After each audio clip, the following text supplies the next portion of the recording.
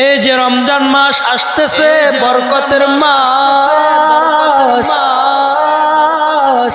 এই রমজান মাস কেমন দামি একটা মাস।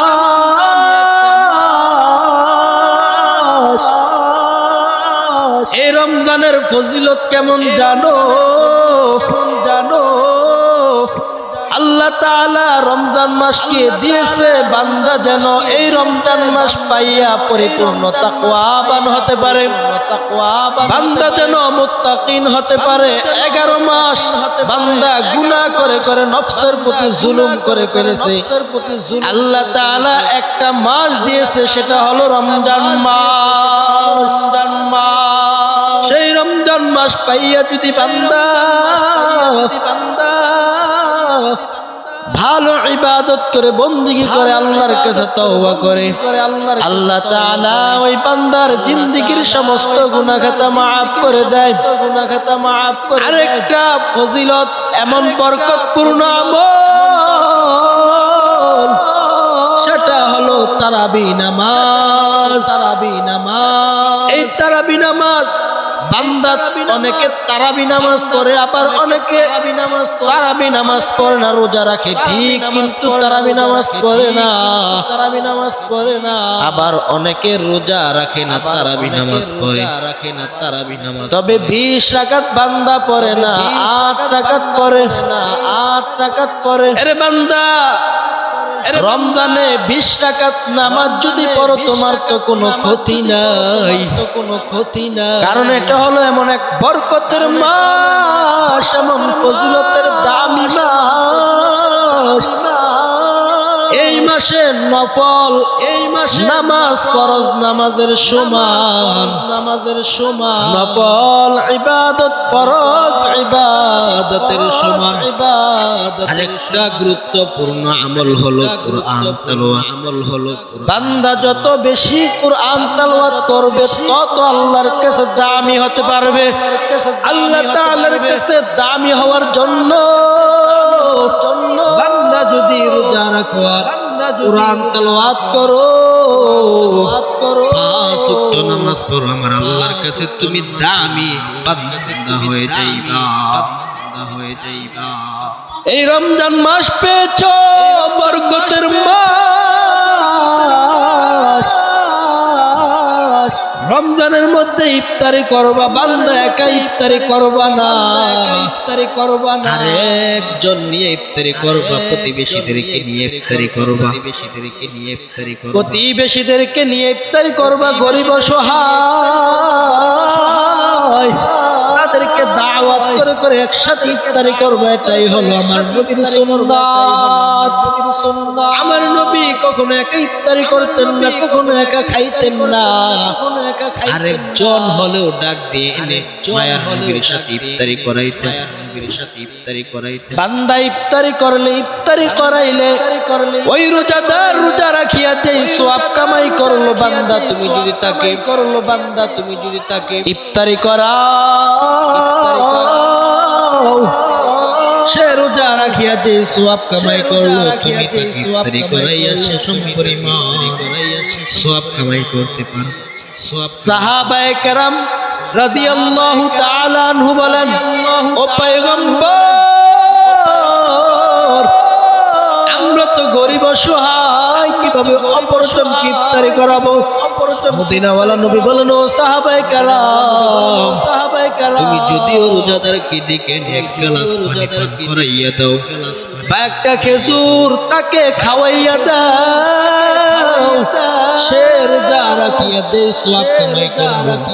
তুমি রোজাদারকে ইফতারি করার কারণে এক গ্লাস পানি বা খেজুর খাওয়ানোর কারণে সেই সমপরিমাণ সওয়াব তোমার আল্লাহ তোমার দিয়া দিবে। এরে নবীর উম্মতের দল, ও ধনীওয়ালা ভাই, টাকাওয়ালা ভাই, তোমার পারবর্ষী গরিব অসহায় চলতে পারো না, তাকে জিজ্ঞাসা করবা ভাই ইফতারি কেমন চলে, বলে না ভালো চলে না, তাকে 1000 টাকা ধার দিয়ে দাও, 1000 টাকা দিয়ে দাও, ধার দিয়ে দাও 1000 টাকা। তুমি তাকে 1000 টাকা দাও আর দিয়া বলো ভাই তুমি স্ত্রী ছেলে সন্তানকে নিয়ে ইফতারি করবা, ছেলে সন্তানকে নিয়ে ইফতারি করবা। তুমি এক রোজাদার পারবর্ষী আত্মীয় স্বজন তোমার এলাকার পাশে থাকে, এলাকার পাশে, তাকে জিজ্ঞাসা করবা গরিব, তাকে জিজ্ঞাসা করবা তুমি সেহারি ঠিক মতো খাইতে পারো কিনা, যদি বলে না খাইতে পারো, তাকে এক বস্তা চাউল কিনা দাও, 3000 টাকা মাত্র। আল্লাহ তাআলা তোমাকে ওই 3000 টাকার বিনিময়ে এত পরিমাণ দিবে, এত পরিমাণ দিবে, এত পরিমাণ দিবে। তুমি বলবা 3000 টাকা আমি দিয়ে দিব, আমার লস হয়ে যাবে বান্দা, না, এই 3000 টাকার বিনিময়ে আল্লাহ তাআলা তোমাকে এত পরিমাণ বাড়াইয়া দিবে, আমার আত্মীয় স্বজন সবাই মিলা খাইয়াও তোমার টাকা পয়সা খাওয়ার মানুষ থাকবে না, থাকবে না। এত পরিমাণ আমার আল্লাহ তোমাকে বাড়াইয়া দিবে রে মুসলমান। ওই রোজাদার দোয়া করা লাগবে না, বলতে হবে না যে আমার জন্য দোয়া করিও, হবে না যে আমার, সে যদি তোমার কাছ থেকে কিছু সাহায্য পেয়ে ওই সাহায্যের টাকা দিয়ে ইফতারি সেহরি খায়, তার দিল থেকে এমনিতেই এমন দোয়া বের হয়ে যাবে যে দোয়ার বদলতে আল্লাহ তাআলা তোমাকে ধন সম্পদের এমন তোমাকে কোনো কিছুর অভাব রাখবে না। আল্লাহ তাআলা তোমাকে এত পরিমাণ দিবে, এত পরিমাণ দিবে, এত পরিমাণ দিবে যা তুমি পাইয়া কল্পনাও করতে পারবা না, এত কেন করতে পারবা না। হে নবীর উম্মতের দল, আল্লাহর বান্দা গরিব সন্তান নিজেও রোজা রেখেছেন, স্ত্রীও রোজা রেখেছেন, সন্তানগুলো রোজা রেখেছেন আনন্দের সাথে, রোজা রেখেছেন আনন্দ। আস্তে আস্তে যখন ইফতারের সময় হয়ে যায়, বাবা টেনশনে পড়ে গেলেন, বাবা টেনশন, ইফতারের সময় হয়ে গেল, যদি সামান্য ইফতারের ব্যবস্থা করতে না পারি সন্তানগুলোকে কিভাবে সান্ত্বনা দিব, আমি না হয় আমার স্ত্রী 1 গ্লাস পানি দিয়ে ইফতারি শেষ করতে পারবি, ইফতারি করতে পারবো, ইফতারি করতে পারবো, আমি আর আমার বিবি 1 গ্লাস পানি দিয়ে ইফতারি করতে পারবো, 1 গ্লাস পানি দ্বারা ইফতারি হয়ে যাবে, কিন্তু আমার সন্তানগুলোর সামনে যদি ইফতারি না দিতে পারে লজ্জায় মরে যাবে। আল্লাহর বান্দা স্ত্রীকেও বুঝতে দেয় নাই, পেরেশানি দেয় নাই, বের হয়ে গেলেন আর চিন্তা করতেছেন কোথায় যাব, কার কাছে কিছু চাবো, কোথায় যাব, কার কাছে কিছু চাবো। আল্লাহর বান্দা চিন্তা করে করে হঠাৎ করে মাথায় চলে আসলো আমার পারবর্ষী আমার এক মুসলমান ধনী ভাই, তার কাছ থেকে আমি কিছু সাহায্য চাইবো, তার কাছ থেকে সাহায্য চাইবো, তার কাছ থেকে কিছু ধার করব, ধার করে করে আমি ধার করব, স্ত্রীর জন্য ইফতারের ব্যবস্থা করব, জন্য ইফতারের ব্যবস্থা করব। ওই আল্লাহর বান্দা ধনী মুসলমানের বাড়িতে চলে আসে আর গিয়া বলে ভাই তুমি ঘরে আসো, তুমি ঘরে আসোনি রে ভাই, বলে কে, বলে আমি, বলে কে, আজকে তোমার পার্শ্ববর্তী এলাকার এক ভাই মুসলমান ভাই, তুমি আমাকে কিছু টাকা ধার দাও, টাকা ধার, কারণ ঘরের মধ্যে আমিও রোজাদার, আমার স্ত্রীও রোজাদার, আমার সন্তানগুলো আনন্দের সাথে রোজা রেখেছে, আনন্দের ভাই আমি এত গরিব, আমার কাছে টাকা নাই, পয়সাও নাই, আমি আর আমার স্ত্রী 1 গ্লাস পানি দিয়ে ইফতারি করলে ইফতারি হয়ে যাবে, কিন্তু সন্তানগুলোর সামনে আমি কি দিব, বাবা হয়ে যদি সন্তানের সামনে ইফতারের ব্যবস্থা করতে না পারে লজ্জায় ভরে যাব, লজ্জায়। যদি আমাকে কিছু টাকা ধার দিতে আমি কিছুদিন পরে তোমার টাকা পরিশোধ করে দিতাম, আমার টাকা। ওই ধনী আল্লাহর বান্দা বলতেছে না তোমাকে টাকা দেওয়া যাবে না, তুমি কোথায় থেকে দিবা, তুমি তো গরিব, তুমি তো গরিব। ওই ধনী মুসলমান টাকা না দিয়ে রোজাদারকে ফিরাইয়া দিলে, মুসলমান বড় কষ্ট নিয়ে আল্লাহ দরবারে বলে আল্লাহ তুমি আমাকে গরিব বানাইছো, আমার কোনো আফসোস নাই। আমার পরবর্তী ধনী ভাইয়ের কাছে কিছু টাকা ধার চাইলাম, দিল না, ফিরাইয়া দিল। আল্লাহ তুমি ব্যবস্থা করে দাও। ওই আল্লাহর বান্দা যখন চোখের পানি নিয়া বাড়িতে চলতেছে, এমন সময় এক বিধর্মী ভাই আসিয়া বলতেছে, রে ভাই তুমি কান্না করো কেন? কেন কান্না করো? তোমার কি হয়েছে? কান্না করো তোমার? মুসলমান বলে, আপনাকে বলে কি হবে? আপনি তো আমাদের ধর্মীয় ভাই না। বলে, বিধর্মী বলি আমাকে ধাক্কা দিও না, ফালাইয়া দিও না, আমার কাছে বলো তুমি বিধর্মী বলিয়া হিংসা করিও না রে ভাই, বলিয়া হিংসা করি। বলো আমি দেখি তোমাকে কিছু সাহায্য করতে পারি। এবার বলতেছে, রে ভাই আমি রোজাদার, আমার স্ত্রীও রোজাদার, আমার ঘরের মধ্যে সবাই রোজাদার, সন্তান রোজাদার। আমি আমার স্ত্রী এক গ্লাস পানিতে ইফতারি করলে ইফতারি হয়ে যাবে, কিন্তু সন্তান হয়ে যাবে। আমার ধনী মুসলমান ভাইয়ের কাছে গিয়েছিলাম, আমাকে দেয় না, আমাকে ফিরাইয়া দিল। আমি এই জন্য কান্না করি। ওই বিধর্মী ডেকে, ভাই টাকা দিলাম, সন্তানগুলোকে নিয়ে ইফতারি করো, পারলে দিবা, না দিলে কোনো দাবি না।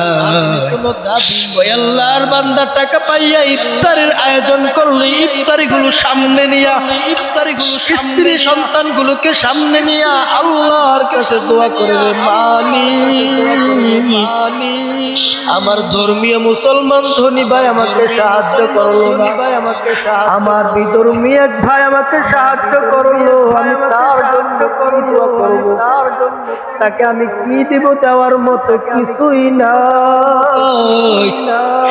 আল্লাহ আজকে ইফতারের আগ মুহূর্তে সন্তানগুলোকে নিয়ে, স্ত্রীকে নিয়ে তোমার কাছে দোয়া করলাম,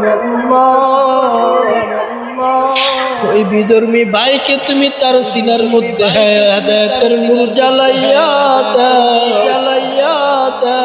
আল্লাহর কাছে দোয়া করতে দেরি, ইফতারের আগ মুহূর্তে আল্লাহর কাছে দোয়া করতে দেরি, আল্লাহর দরবারে পৌঁছতে দেরি হয়নি।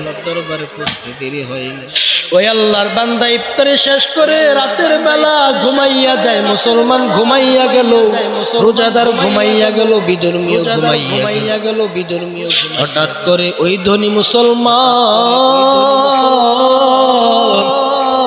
স্বপ্নে দেখতেছে হাসরের ময়দান কায়েম হয়ে গিয়েছে, সূর্য মাথার উপরে চলে আসছে, সূর্যের গরম, নিচে জমিন সহ তামা হয়ে গেছে, পাও রাখার কোনো সুযোগ নাই, পাও রাখারও কোনো সুযোগ নাই, এত পরিমাণ সূর্যের গরম। ওই আল্লাহর বান্দা সকল মানুষগুলো ছুটাছুটি করতেছে, সূর্যের গরম সহ্য করা যায় না। ওই ধনী মুসলমান একটা দৌড় দিয়া ওই হাসরের ময়দানের এক পাশে একটা বিল্ডিং দেখতে পাইল। ওই বিল্ডিং এর মধ্যে তো দৌড় দিয়া ওই বিল্ডিং এর সামনে গিয়ে দেখে দরজার মধ্যে তালা লাগানো, সামনে দারোয়ান ফেরেশতা দাঁড়ানো। ডাক দিয়া বলে, ভাই সামনে আগাইবা না, এটা তোমার জন্য না। বলে, এটা কার জন্য? আমাকে একটু আশ্রয় দাও, সূর্যের গরম আমি সহ্য করতে পারি না। বলে, এই গেটের সামনে দেখছো নি কার নাম লেখা? এটা তোমার জন্য না। বলে, আমি পড়তে পারি না, কি লেখা একটু শোনাও। বলে, এই গেটের সামনে লেখা আছে, দুনিয়ার জমিনে যাকে আল্লাহ তাআলা ধন সম্পদ দিয়েছে, ওই ধন সম্পদ থেকে গরিব মিসকিনকে সাহায্য করেছে, সহযোগিতা করেছে। এই ঘরটা হলো তার জন্য আল্লাহ তাআলা নির্মাণ করেছে। আল্লাহর বান্দা হঠাৎ করে ঘুম ভেঙে গেল। আল্লাহর বান্দা বিছানায় বসিয়া বসিয়া কান্না করতেছে, ফজরের আযান হয়ে গেছে। আল্লাহর বান্দা একটা দৌড় দিয়া ওই রোজাদার ভাইয়ের বাড়িতে চলে গেলে, রোজাদার ভাইয়ের বাড়িতে গিয়া বলে, রে ভাই ইফতারি করছো নি? ব্যবস্থা হয়েছে? বলে, আলহামদুলিল্লাহ ব্যবস্থা হয়েছে।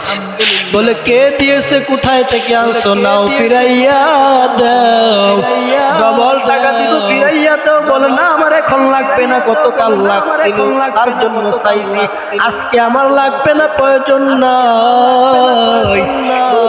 কে দিয়েছে আমাকে একটু বলো। বলে ওই পাশের বর্তি এক বিধর্মী ভাই আমাকে সাহায্য করেছে। ওই আল্লাহর বান্দা ধনী মুসলমান ওই বিধর্মীর বাড়িতে চলে গেলেন, বাড়িতে গিয়া বলে ভাই ঘরের মধ্যে আসো। বলে কে? বলে গতকাল যে তুমি সাহায্য করেছিলা, ওই রোজাদারকে কত সাহায্য করেছো, নাও ডবল নিয়ে নাও, ডবল নিয়ে নাও। বলে না ডবল কেন নিব, তুমি গতকাল তোমার মুসলমান ভাইকে কাঁদাইছো, আজকে তুমি কেন এত পাগল হয়েছো? বিল্ডিং দেখা বুঝি পাগল হইছো না? ওই আল্লাহর বান্দা ধনী মুসলমান আশ্চর্য হয়ে গেল, ঘুমের ঘরে বিল্ডিং দেখলাম আমি, এই বিতর্মী কিভাবে জানলো, আমি এই বিতর্মী কিভাবে জানলো? বিতর্মী ডাক দিয়া কয় মুসলমান ভাই, আমাকে আর বিধর্মী বলিয়া ডাক্কা দিবা না, আমি আজকে বিধর্মী না, আমি যখন ওই মুসলমান রোজাদারকে আমি ইফতারি করার মতো সাহায্য করলাম, ইফতারি খাওয়াইলাম, ইফতারি কেনার জন্য টাকা দিলাম, আমার মনটা বড় ভালো লাগলো, আমি যখন ইফতারির আয়োজনের জন্য ওই ভাইকে টাকা দিলাম, টাকা দিয়া যখন আমি বাড়িতে আইসা রাতের বেলা ঘুমাইয়া যাই, রাতের বেলা যখন ঘুমাইয়া যাই, আমি ঘুমের ঘরে দেখতে পাইলাম মদিনাওয়ালা নবী আমার দরজায় হাজির। মদিনাওয়ালা নবী বলে আমার হাতটা ধর আর মুসলমান হ, কালিমা পড়। ওই মদিনাওয়ালা নবী আমার হাতটা ধরিয়া কালিমা পড়াইয়া আমাকে মুসলমান বানাইয়া দিয়েছে, আর বলেছে জান্নাতের মধ্যে এই ঘরটা হবে তোমার জন্য।